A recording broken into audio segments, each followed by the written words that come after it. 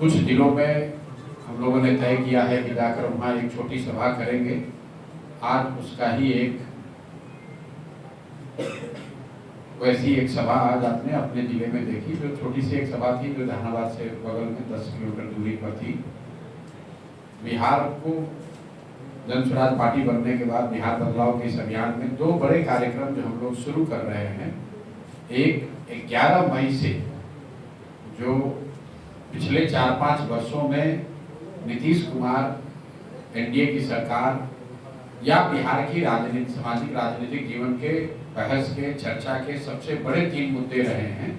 उन मुद्दों पर जनता के साथ किस तरह की धोखाबाजी हुई है, किस तरह का विश्वासघात हुआ है, उस पर एक कार्यक्रम जन स्वराज 11 मई से शुरू करने जा रहा है।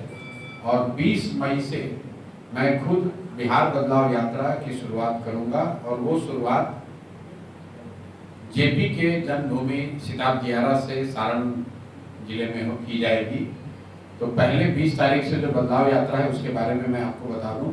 वो जेपी के जन्मभूमि से इसलिए शुरू हो रहा है क्योंकि 30, 40, 45 वर्षों से बिहार की जनता जेपी के जो व्यवस्था परिवर्तन के नारे को याद कर रही है या संपूर्ण क्रांति की बात करती है। जेपी के सो कॉल्ड जो चेले चपाटे हैं, वही लोग पिछले 30-40 वर्षों से बिहार की व्यवस्था चला रहे हैं।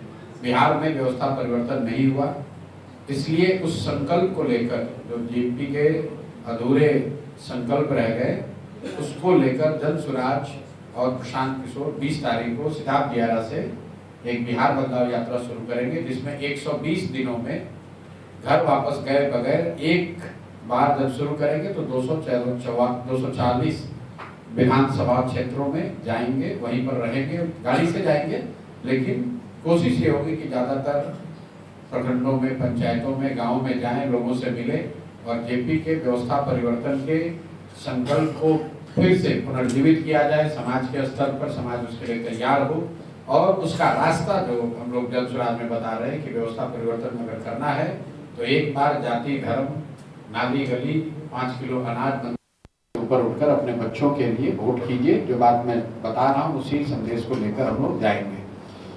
11 मई से जो जनता के साथ सबसे बड़ा विश्वासघात हुआ है, उसको लेकर जन स्वराज पार्टी और पार्टी से जुड़े हुए सारे लोग, हम लोगों ने तय किया है कि 1 करोड़ लोगों के पास हम लोग जाएंगे और 3 बिंदुओं पर जनता से बात करेंगे और उनकी सहमति, उनका हस्ताक्षर लिया जाएगा। वो 3 बिंदु हैं।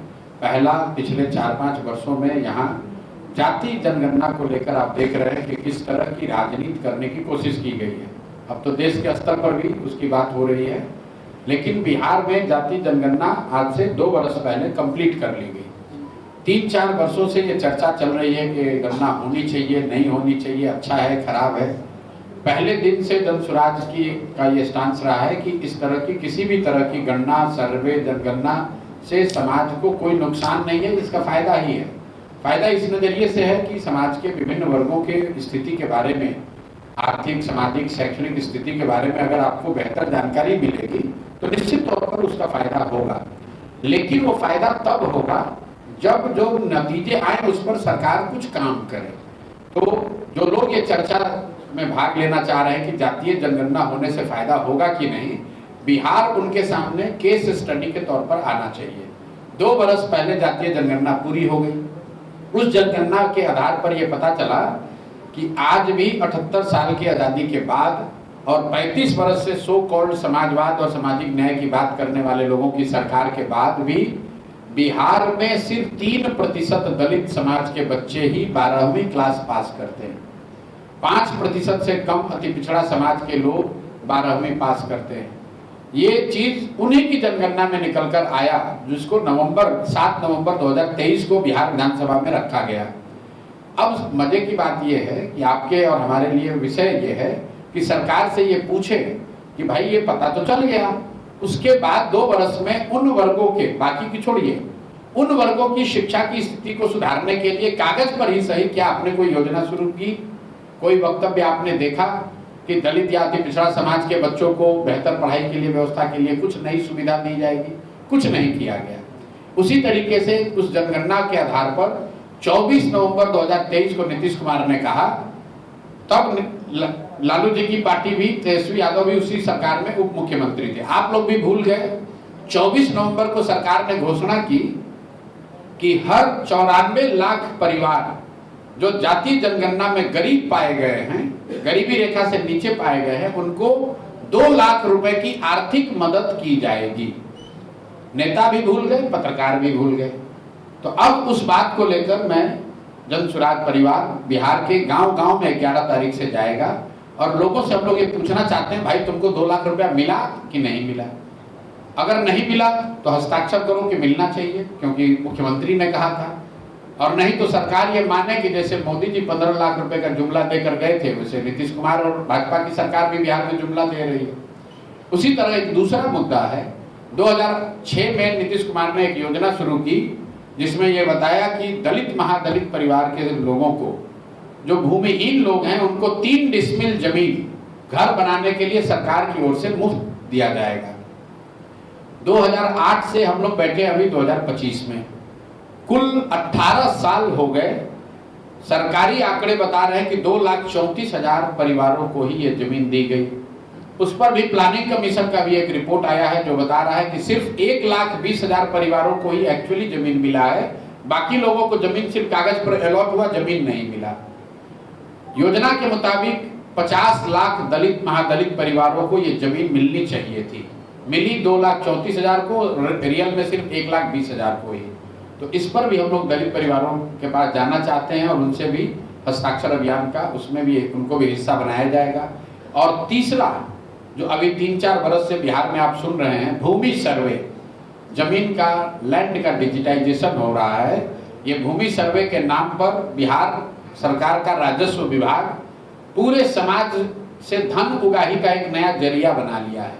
आपकी अपनी जमीन, उसका रसीद कटवाने के लिए, दाखिल खारिज कराने के लिए, जमाबंदी सिक्योर करने के लिए आपको 20, 25, 50 हजार रुपया घूस लग रहा है।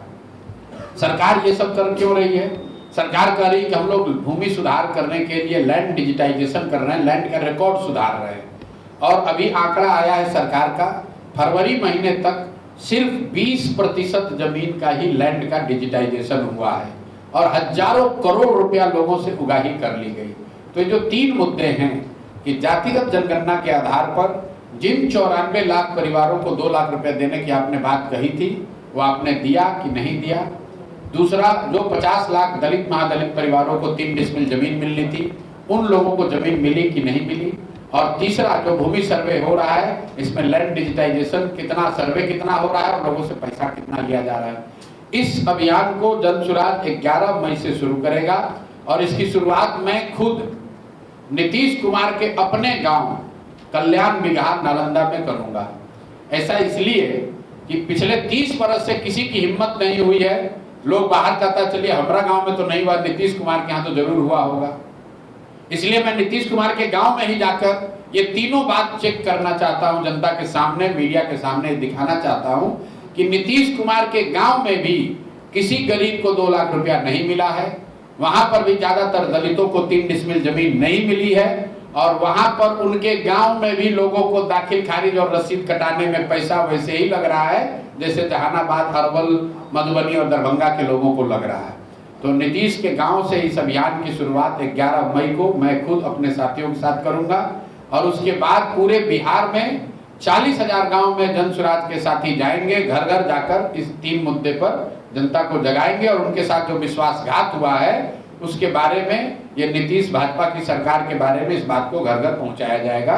तो ये 2 अभियान है और आज मैं, जैसा मैंने आपको बताया, चूंकि मेरी पदयात्रा यहाँ नहीं हुई है तो आज लोगों से संवाद के लिए आया था। अब बाकी अब आपके जो सवाल है आप सवाल कर सकते हैं। बहुत बहुत धन्यवाद। नीतीश कुमार के क्षेत्र से जाएंगे, शुरुआत करेंगे कार्यक्रम, क्षेत्र से नहीं, उनके गाँव में, गाँव से कल्याण बिगहा। तो वहाँ पे लगता है गड़बड़ी होगा, कुछ अनियमितता होगी? 100% होगी। और होगी कि नहीं होगी, अब हाथ कंगन को आरसी क्या, पढ़े लिखे को फारसी क्या। 11 को मैंने घोषणा कर दी है। मैंने ये भी, और आज नहीं 10 दिन पहले किया, ये चुनौती भी दिया कि तुम अभी से भी सुधार के दिखा दो, अभी से भी कल्याण बिगहा में रहने वाले दलित महादलित परिवारों को 3 डिसमिल जमीन देकर दिखा दो, वहां पर 2-2 लाख रुपए बांट कर दिखा दो भाई। जो ये तो बात नीतीश कुमार ने कही है, किसी एक वर्ग जाति के लिए नहीं कहा। जातिगत जनगणना के पुरोधा बन रहे हैं नीतीश कुमार अपने गांव में जो जातिगत जनगणना में गरीबी रेखा से नीचे वाले लोग हैं, कम से कम वहां पर किसी को 10,000 रुपया भी मिला हो तो बता दो।